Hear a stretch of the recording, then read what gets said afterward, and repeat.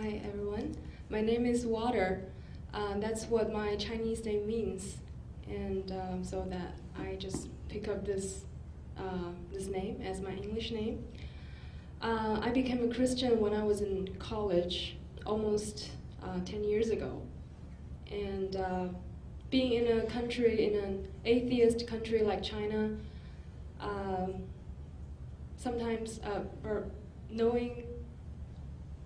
knowing Christ and becoming a follower of Christ often involves some crisis of life or awakening of your life.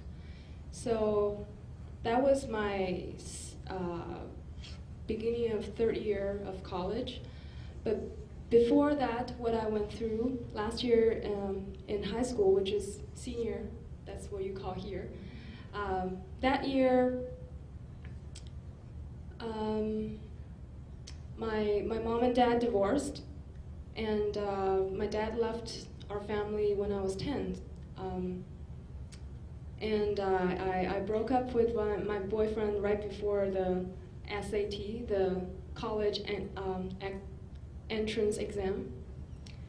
And my mom was laid off during the state-owned company reform. So lots of crisis. And also, that year I watched a documentary film called Tiananmen, featuring the Tiananmen protest in 1989. Watching that film had a great impact in my life. I think that was I was really shocked by how my own government can, the way they treat my own people. Because through the year in school, we went through a very nationalistic education.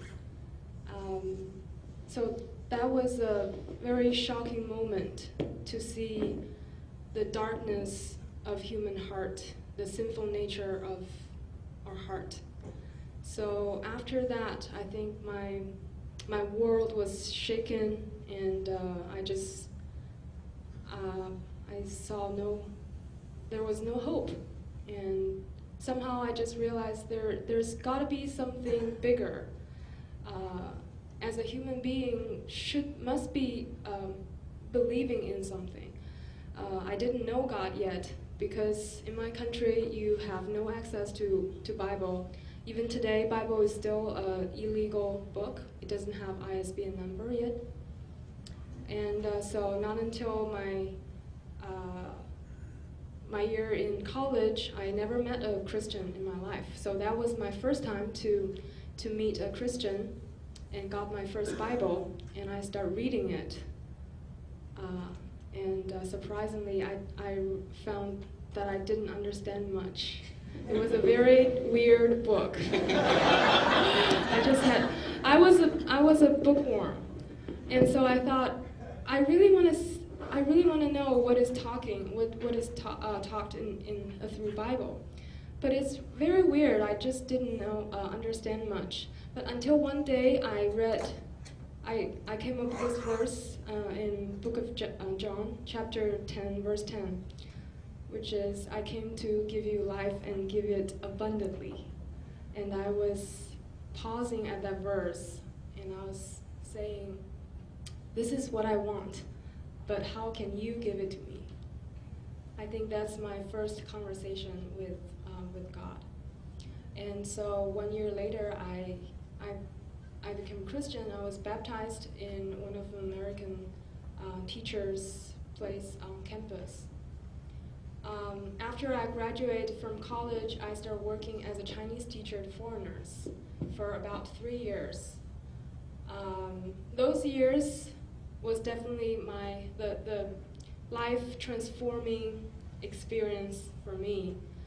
Those years, in the beginning, I thought I was teaching and helping these folks, help them get an easier life here in China. But through the years, I realized God put all these people who have a great heart for China, who have love of Christ, and came to this country to bring love of God to to this nation. It was very touching and life transforming for me. These lives had shaped my life through those years. I can't tell you how many college students become Christians through these missionary teachers in China. So I always have a deep, sincere appreciation, gratitude to missionaries like the Lewis. So after those years, I worked for an online Christian bookstore for 2 years, and I still have this strong desire to continue to learn God's Word. And so I started applying to a seminary. So last fall, I started my MDiv program at Regent College. So that's how I'm here. Sorry, it's a long introduction, but just to help you. Isn't that great? It's good to hear. We're not done yet.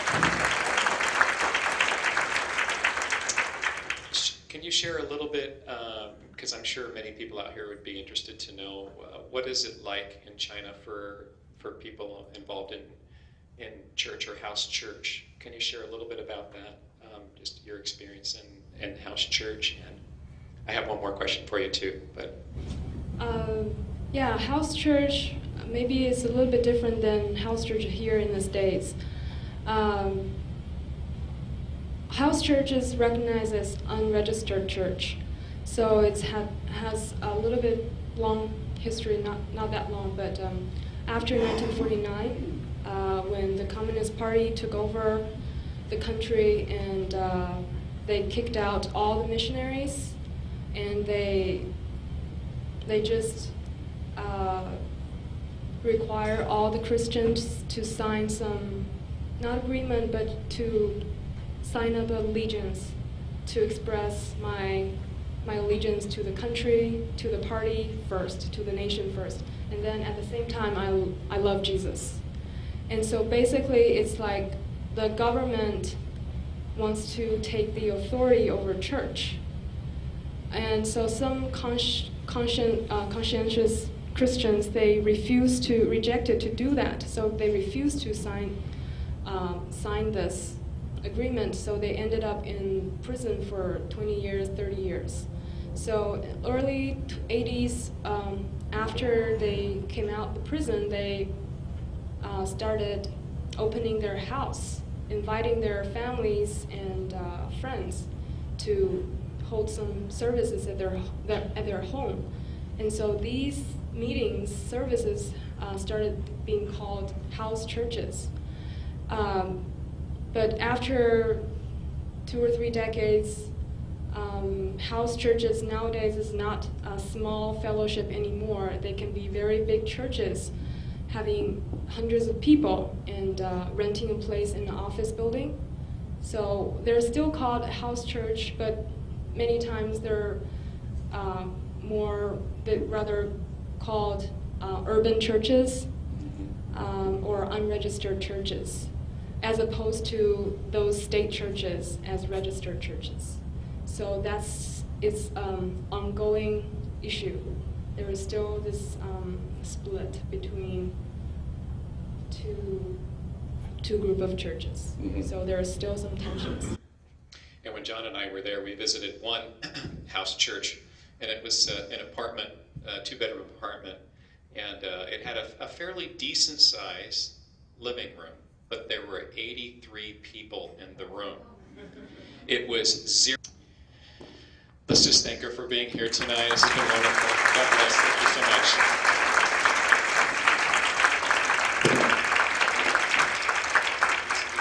They didn't feel, they were just transfixed on the message, and the worship was so amazing.